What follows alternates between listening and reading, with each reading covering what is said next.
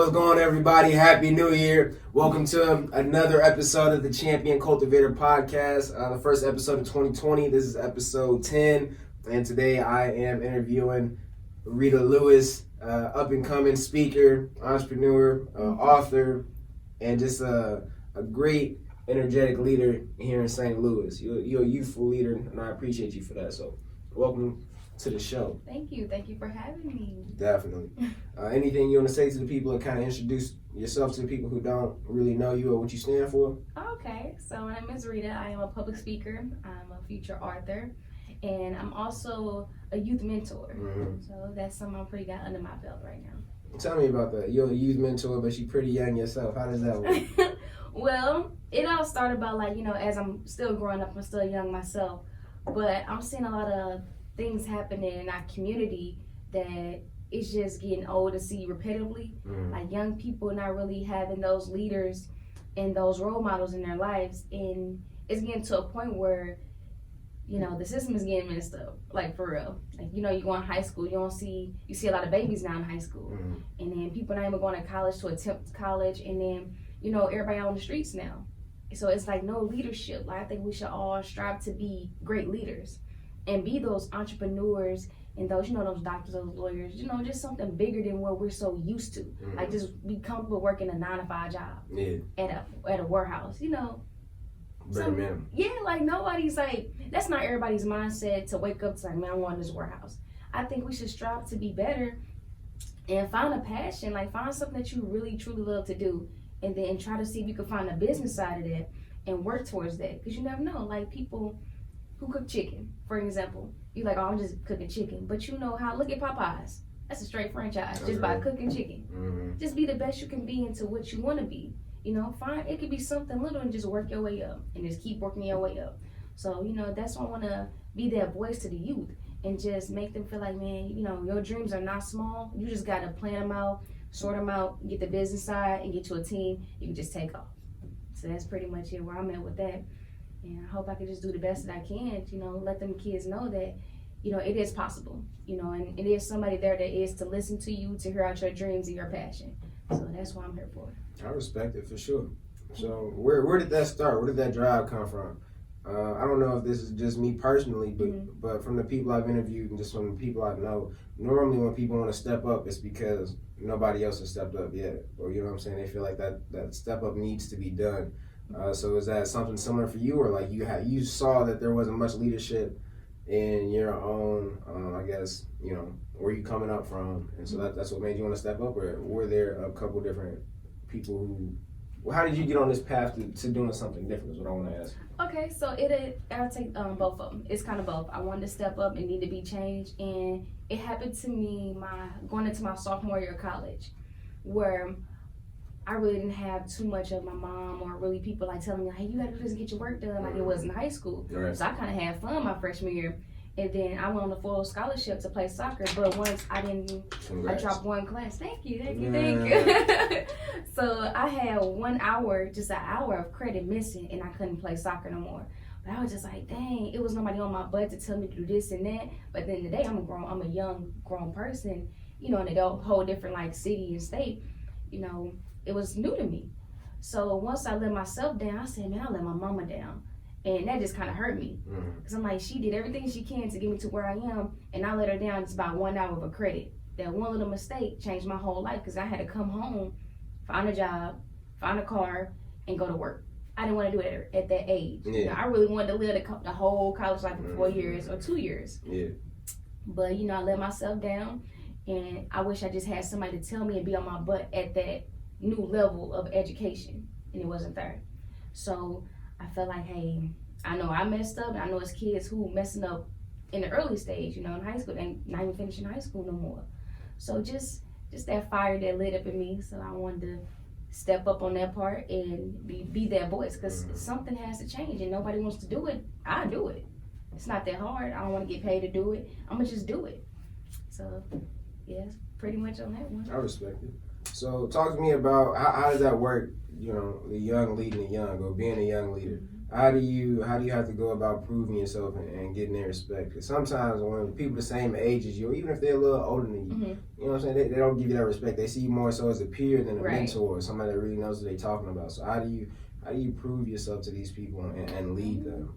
I just try to be, not like I'm above them. I'm just same as you. You know what I'm saying? I'm gonna be like your big sister, your big cousin. Just however you want to put me in that comfortability for you could talk to me. I don't want to come up as like, I'm this teacher. They're not gonna listen to you, And I figured that when I had my youth gatherings, at my church, it feel like they said like we getting preached to a lot.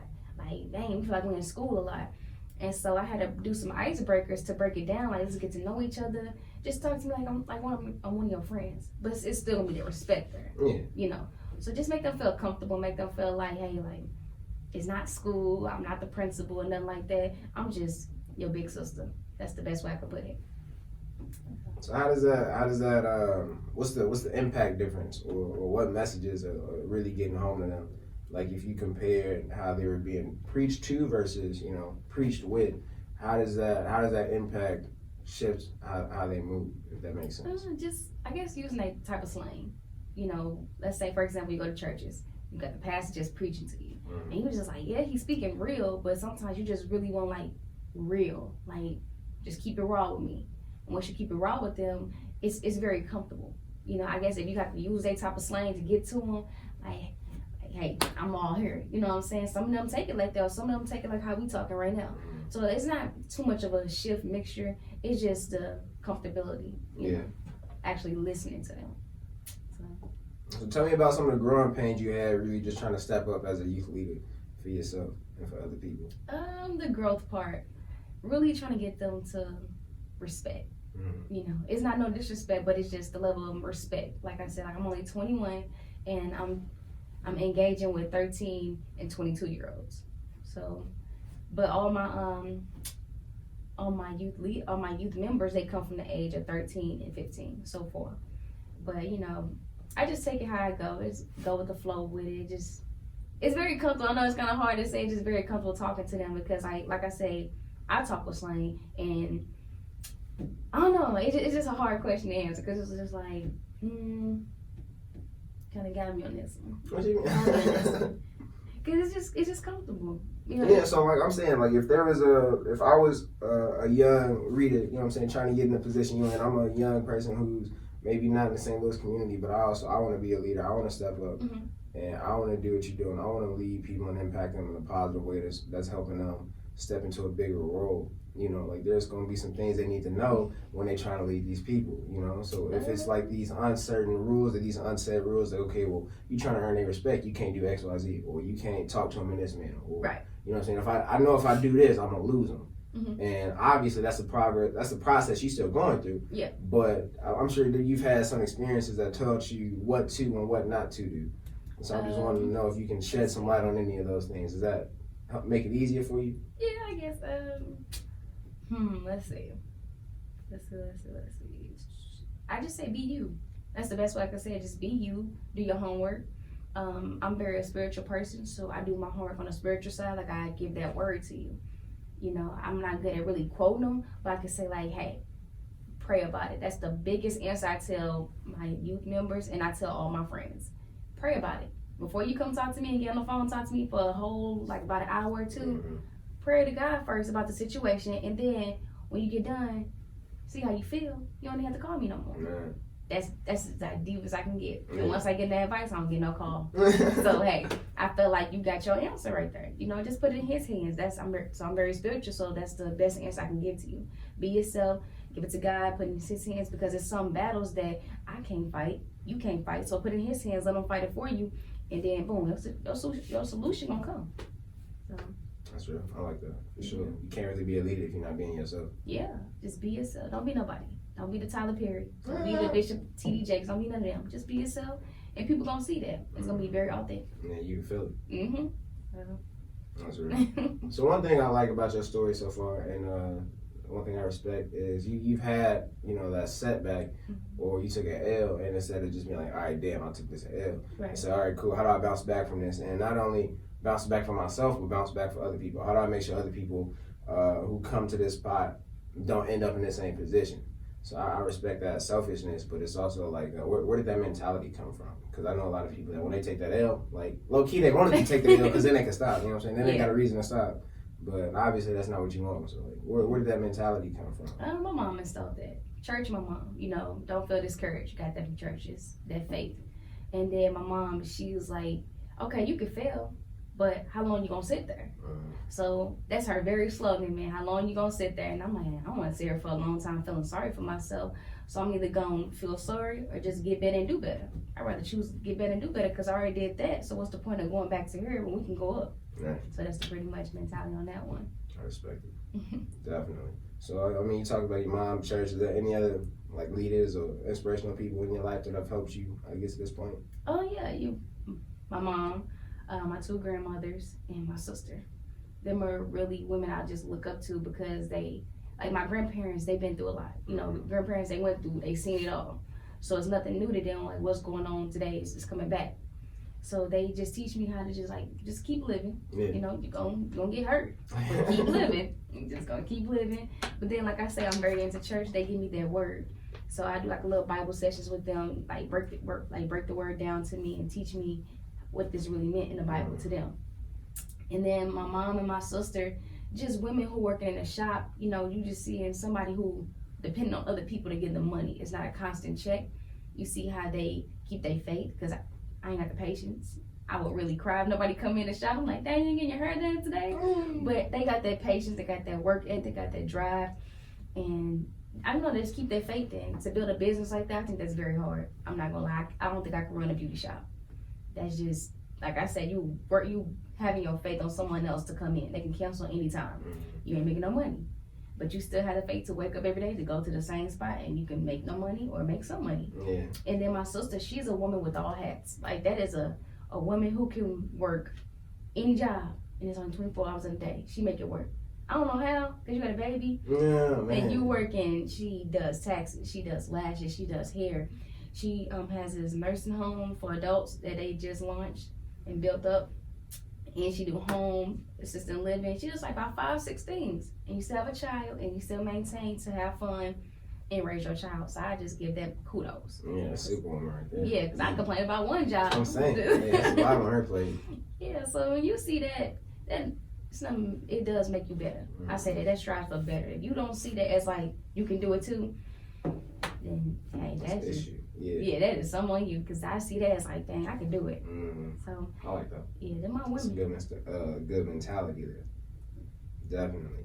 So I don't know. I want to challenge you right there, because you said that about the shop where it's like, that consistency, and you got to depend on these other people. I want to kind of challenge that viewpoint, because it's like you got to depend on people for anything. Like we couldn't have had this interview. Like I could have this podcast, but if I got people to interview, then I ain't really got a podcast. You know what I'm saying? You could write a book, but if don't nobody pick up the book, like you always gonna have to depend on other people for something. You're a church leader, or you're a youth leader. If you ain't got the other people, it don't matter what you're doing, what you're trying to, press forward. It's always gonna depend on other people, because you're trying to impact other people. Yeah. So, whether it's a business or your leadership or whatever, I'm just saying, you might not want to kick that off the table, because that might be something you get into. So I just want to challenge that mindset. You always gonna have to depend on other people in a way. Do. Yeah, in a way. Yeah, but getting your hair done, like, come on. I mean, somebody gonna come get their hair done eventually. Like, come on. Now. But some people don't want to pay. I'm gonna be honest. I'd like $70 just to wash my hair and just make it flat iron. Come on, you can do that yourself. You could, right. But look, don't play. You know what I'm saying? Yeah, see, but that's like, hey, I'm a cheap person. I'm gonna be honest, I'm very cheap. I get that. No, I'm cheap and responsible. How about that? And then I'm like, man, $70, I can use that for like the bill, something else. To get my hair done, he gonna be like, man, I'm gonna do it myself. So that's all like, that's why I feel discouraged. So I just get that mindset, because I be on the same thing sometimes. Sometimes I can't get my hair done, sometimes I have my sister do it. So it's depending on what's going on, but it depends on how I want to spend my money. So I get that, but then that could be like, all right, this is why I have multiple clients, or this is why I have this other business, or whatever. But let's not dive into too much of the specifics of that one thing. This is a new year, the first day of 2020. What you got cooking for this new year? Okay, so I have 2 things. I have my book, You Are Never Alone, My Sister. That's just gonna be a guidance book of telling girls around the ages of like your teenage years of how to be encouraged, to feel like you a big sister, play that role of big sister responsibility. A lot of people don't get accountable to that standard no more. You just live it. So be a big sister, be a good leader. Empowerment, another like women empowerment. Let's help each other. You know, it's a lot of women in St. Louis. It's a lot of women. I'm gonna stand on it. A lot of people in St. Louis. It's a lot of women that has their own business, right? But some of them might do the same thing, but they always hating and never like want to come together and work together. Like y'all can have a big pop-up workshop. You know, everybody who do lashes. You could set that up for a whole bunch of women to come in and everybody go to different booths to see which one they want to go to. Instead of doing that, y'all want to just, you know, throw hate on one of each other. Like, we could just come together and build each other up. So that's another thing, like encouraging one another. Like, we really need that. Because let's be honest, do you see a lot of women, you know, not like encouraging each other? So. I mean, women and men, none of that, honestly. Especially like in the black community, I don't really see that a lot. Right. Now, what I have seen is Man Up St. Louis. That's about the only collaborative black thing I've really seen. I know it's like other smaller things out there, but I definitely don't think that they get enough attention or recognition. Yeah. So I mean, like even in my own way, like this little podcast here, you know what I'm saying? I got you. I had the homie Moose on the last episode. Shout out to Moose to Motivate. But like, if I see somebody and they doing their thing and I'm not saying like this is specifically a race thing, because whether you black or not, you know what I'm saying, if you doing your thing and I respect it. But if I see you black and you doing your thing, I'm definitely gonna try and give you that leg up. Yeah. You know what I'm saying? Like, come on now. We need that. You know what I'm saying? We've had too much going on for us not to be coming together. So I mean, is there like a plan of attack, or how do we support what it is that you were trying to put into motion? I say come together. That's the best way I could say. Come together and give them that encouraging of an ear to make them want to come. You know what I'm saying? Don't just say like, hey man, yeah, we're gonna be right here in this area, a bunch of us just come. No, make him or her worth it. Come to it. You know what I'm saying? When you really promote your business or anything, you gotta sell it. Like, sell that to somebody. If it's just free knowledge and wisdom and love, spread that. You know, you ain't gotta pay for that. So that's pretty much on that. Just spread that love, man. That's what we need, is love. It's just love. At the end of the day, that's something we don't have here. It's too much jealousy here. So pretty much on that, just spread the love. Spread the love. Easy. Spreading the love. We spreading the knowledge with the book. You giving these talks. You're a speaker. So is there like a date on the book, or when should we expect that? I'm gonna probably really hopefully, because the publishing part takes a long process. My goal is to get it done by the end of December of 2020. That is my goal. And hopefully my organization for You Will Never Alone My Sister takes off in the springtime, because I think that's a great time to launch it and have a lot of people come out. So I'm gonna do a pop-up shop and just give them like a little bit of knowledge of what I'm doing. So definitely. So for everybody that's listening with the new year goals, new year resolutions, this is a perfect way to start. You know what I'm saying? Your goals. Get on the podcast and announce it to everybody. Get your accountability up. That's what you need to do. Get your accountability up. Because I mean, when the accountability is there, like you were saying, that's one of the issues, is because we have a lack of accountability. Yes. People letting stuff slide, you know what I'm saying? So the standards go down. When your standards go down, that lowers your energy, that lowers everything that's involved with whatever it is you're doing, you know? So when we raise those standards, when we raise that accountability, you raise the frequency, other people want to get involved, and it's just a better cohesive thing for everybody. So I definitely respect that. Any other goals that you want to shout out? No, that's pretty much it. I had too much on my plate. A little bit of sauce up. Yeah, definitely. No, we respect it for sure. 100%. 100%. Let me see. I don't even know what else I want to ask you. What else you want to talk about? I think we hit everything on the nose. Easy. Yeah. Just like that. Cool. Well, that was short and sweet. So talk to me. Definitely appreciate having you on the show. Let us know where to support you at, where to find you at, and where people can keep their ears open for this book. Okay. So you can follow me on Instagram at official Rita Louis, and you can follow me on Twitter at official Rita Lou, as in LOU, and hopefully you can get the book on Amazon. That's my goal, to get it on Amazon for people to pre-order there. Cool. There it is. I appreciate you. Happy New Year, and to the next episode.